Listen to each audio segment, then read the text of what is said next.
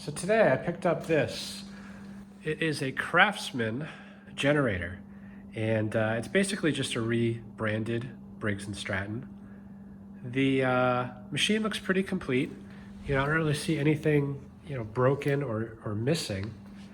The story I was told is that this thing has been sitting for about 9 years, and of course, now it won't start. And judging by the smell coming from this tank, I'd say the fuel's probably been in there for about 9 years. So I'm gonna start by getting that fuel out. Obviously we'll move on to the carb, get that cleaned up, and go from there. Hopefully it's that easy, but it almost never is. So let me get you set up in a stand and get going on this.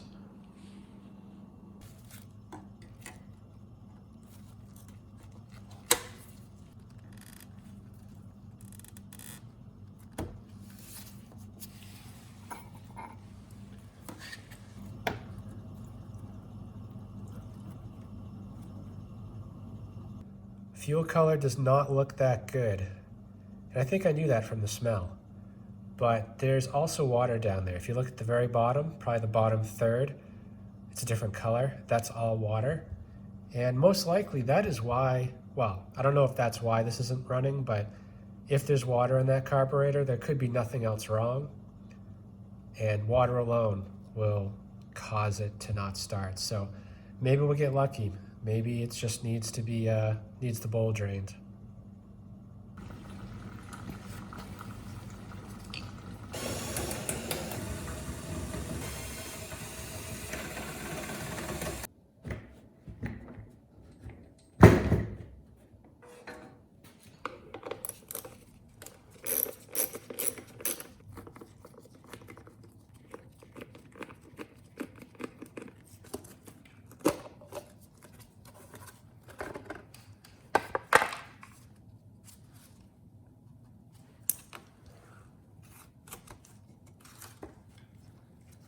Not too bad.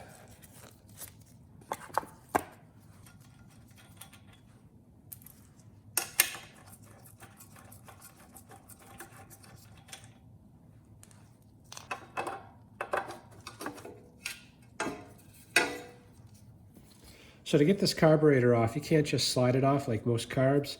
You actually have to remove the studs. And you can double nut it, but there's not a lot of thread here to do that with.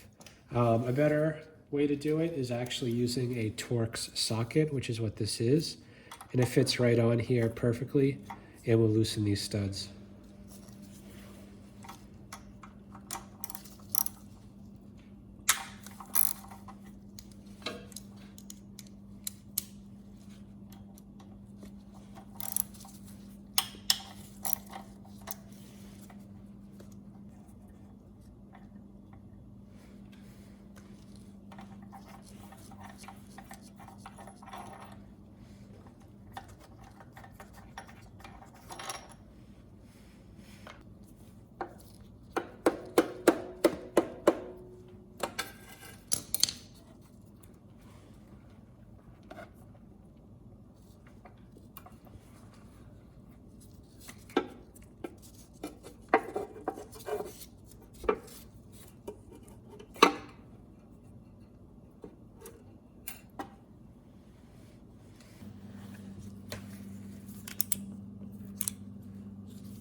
From the outside, this carb looks halfway decent.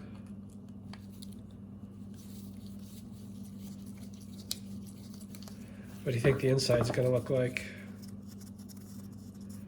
I'm guessing it was just water.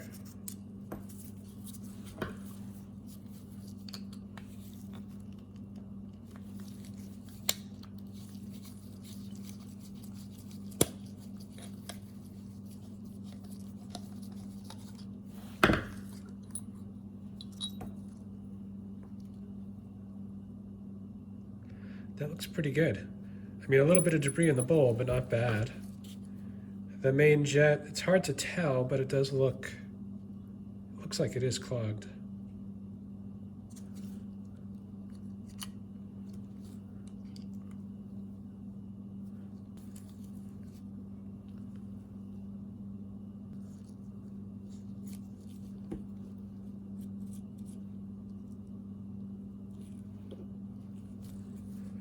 Yeah, not too bad. I'm not sure what that debris was right there. I mean, it almost looks like it's a seal. If I turn the choke here, you can see that piece rotating, but normally, I don't know if that goes all the way through or not, so potentially that's an issue. I'm not sure. You know, otherwise, you know, the needle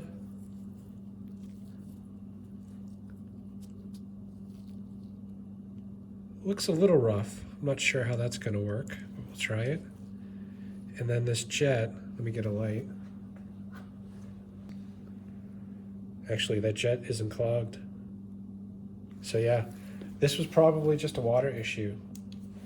I mean, I got it apart, might as well clean it up, but I'm not seeing anything too major in here.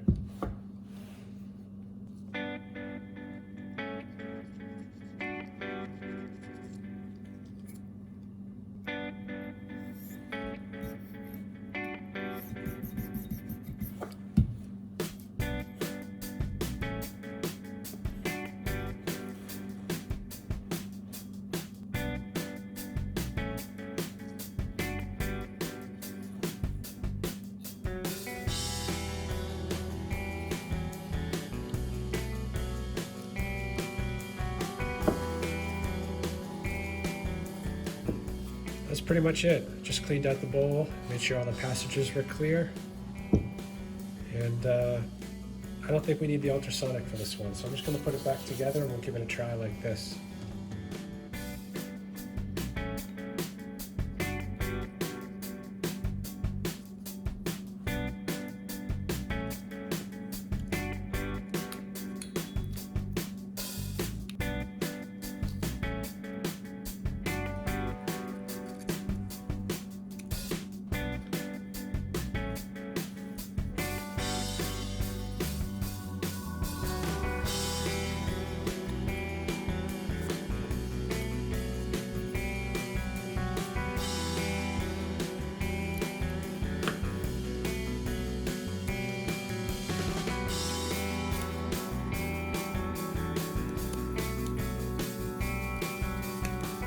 Okay, I feel like that was too easy.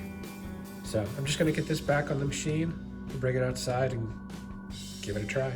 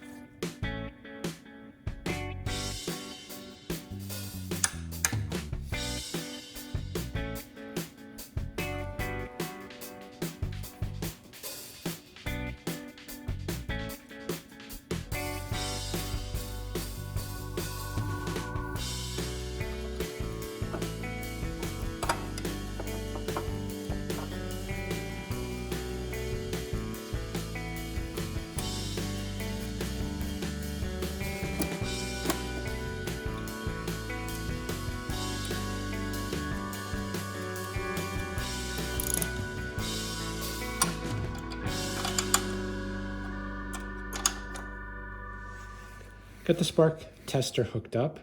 Just gonna check real quick to see if we got spark. I'm gonna look for that to light up as well as spark down at the plug.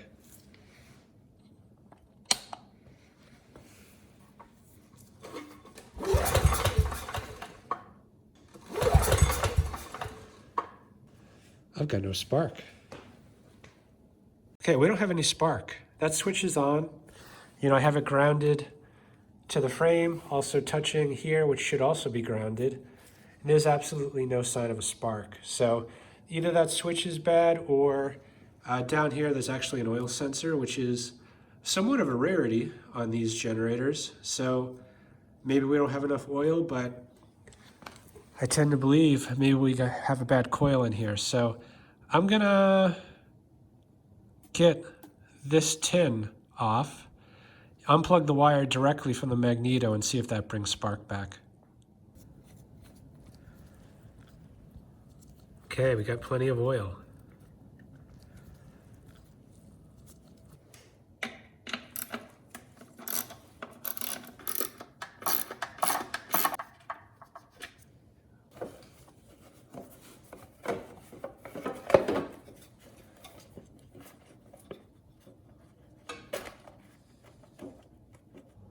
So I just popped this cover off, just 2 bolts in the front, 2 in the back, and had to disconnect the wires for the switch. Once I got the cover off, I took the switch out and reconnected the wires. Now the reason why I took this top cover off is to get the blower housing out. Also, the carburetor has to be removed before this can come out. But after reconnecting the wires, I thought I'd just give it one more try, and I'm glad I did, because now I have spark.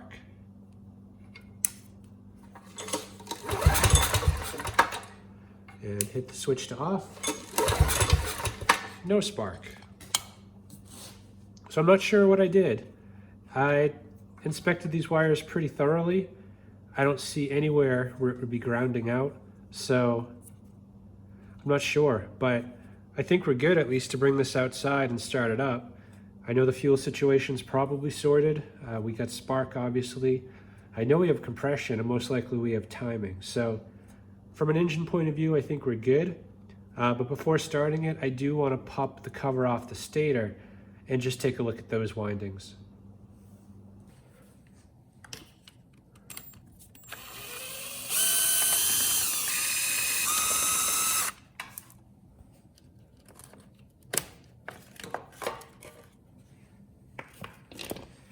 The color of the stator wires is absolutely perfect. I mean, this thing looks brand new.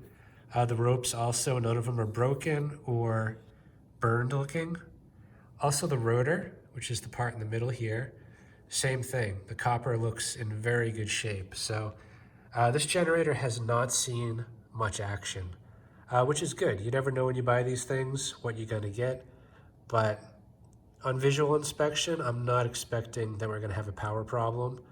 Potentially residual magnetism could be an issue because this has not been used in so long, but that should be easy to fix if we need to. So I'm just gonna put that cover back on, and I think we're ready for contact. Gonna make this quick. Filled up the fuel to about that line, and 2 meters. The one on the right's Hertz, the one on the left is voltage. Assuming it starts, we'll test the power output real quick, put a light load on it, about 1500 watts, and see how it does.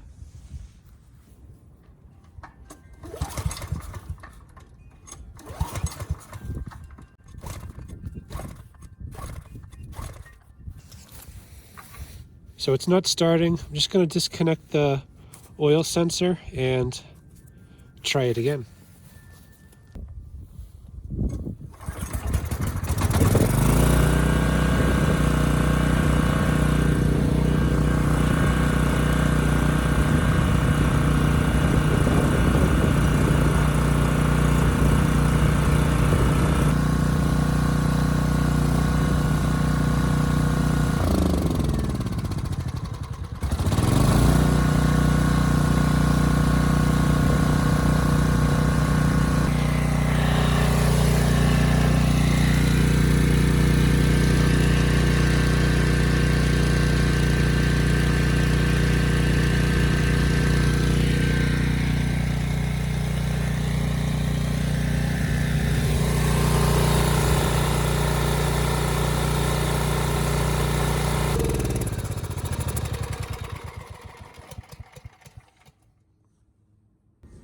Okay, not too bad. The engine sounded great, the engine speed was great, and so was the voltage. So we're pretty much good on all the important stuff. The only issue was the oil sensor causing no spark. So as soon as I unplugged that white wire, this thing started right up. And after running for about a minute, I plugged the wire back in, and the engine started to shut down, but before it did completely shut down, it came back and kept running. So potentially it's a sticky switch in there or something wrong here. I'm not really sure. So the easy thing to do would be just to leave that unplugged. But if I can figure out and fix the problem, I will do that as well. I'd prefer to do that actually. So it's been a few days. I have not been able to reproduce the oil sensor problem. So I'm gonna move on, just pretty this thing up a bit and circle back to that sensor later. So I'm gonna try soap and water with tin foil. See if that can't remove some of this rust.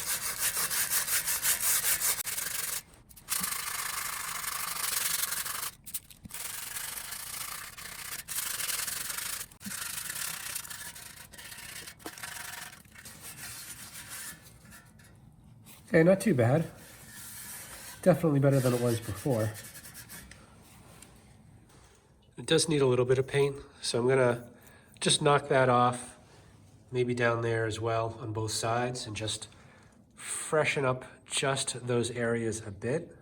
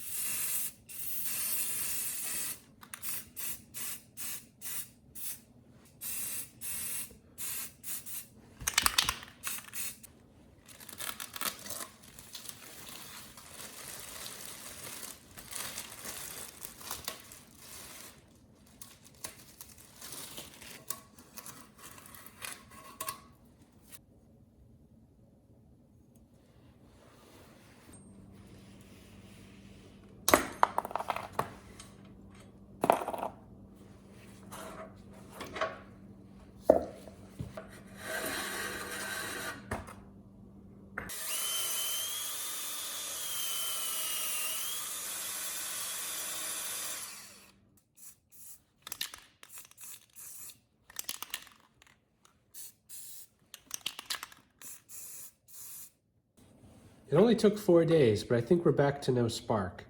So I'm just gonna put that switch back to on and give it a quick test. Okay, no spark. All right, so you got a little bit better view now, and I've hooked up the meter. One end is connected to the frame. So if I have a ground, the meter will beep, and it will also show what the resistance is.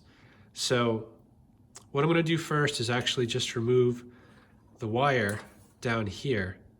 And this is actually where it goes into the engine and down to the switch and the sump. And I wanna see if that sensor is grounded out just by touching the tab here. And I get nothing. So that tells me most likely the switch inside the engine is good, which is good news because it's not worth opening up a perfectly good engine for a bad switch. Now, I'm gonna try pulling the cord again, see if spark came back with this unplugged.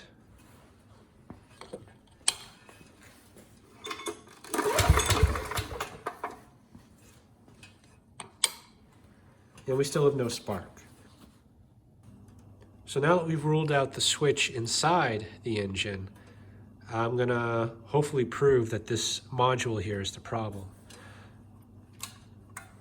Just unplugged it from the switch, which goes down to the coil. I'm gonna test for spark again.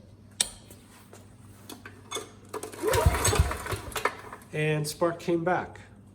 So that's pretty conclusive. This module is bad and needs to be replaced. The one thing I noticed though is that I still get no connection to ground. So I'm not really sure how this is killing spark, but it is killing it.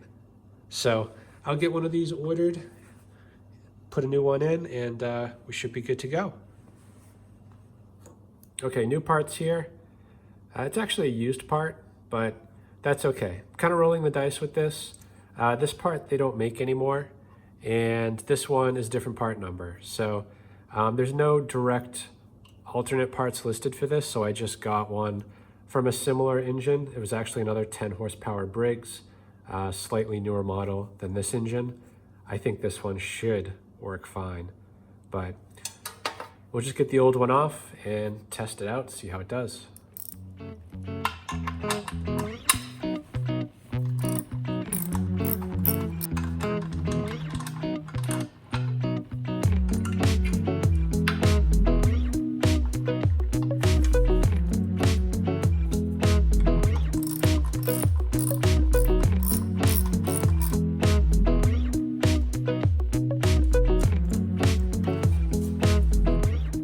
Connector's all busted up and it's not really latching on there very well, so I'm just gonna cut this off, put the old end on, and run with it like that.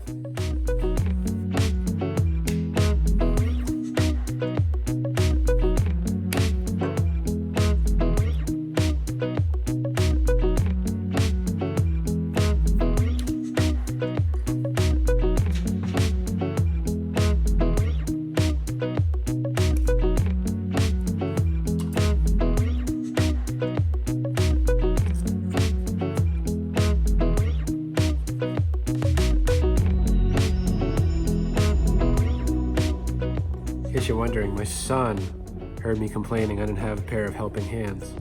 He's 10 years old, so he went and built me this, which actually turns out to be a great tool.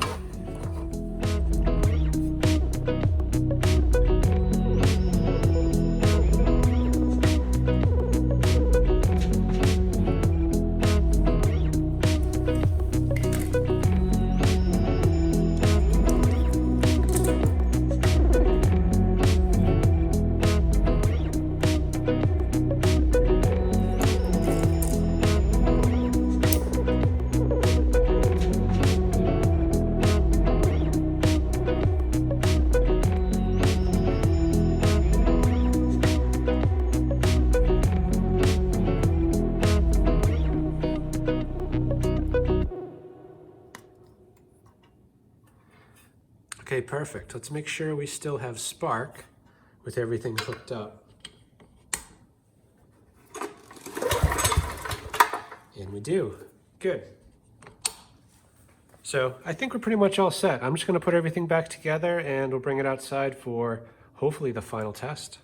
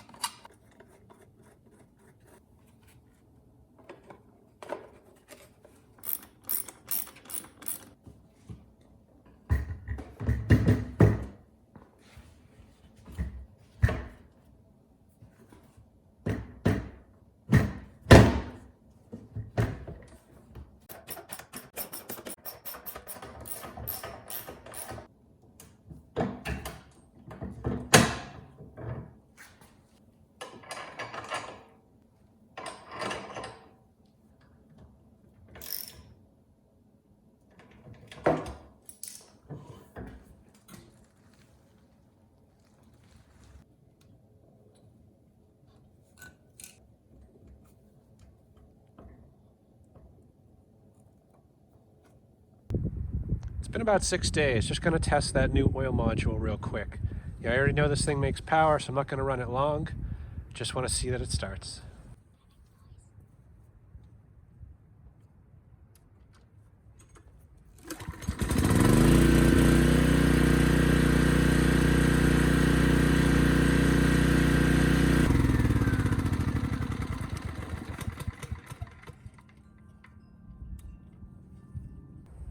Okay, not too bad. First pull started right up, so that new used oil module is doing what it's supposed to. Anyway, I think I'm done here. Hope this video helps someone. Thanks for watching.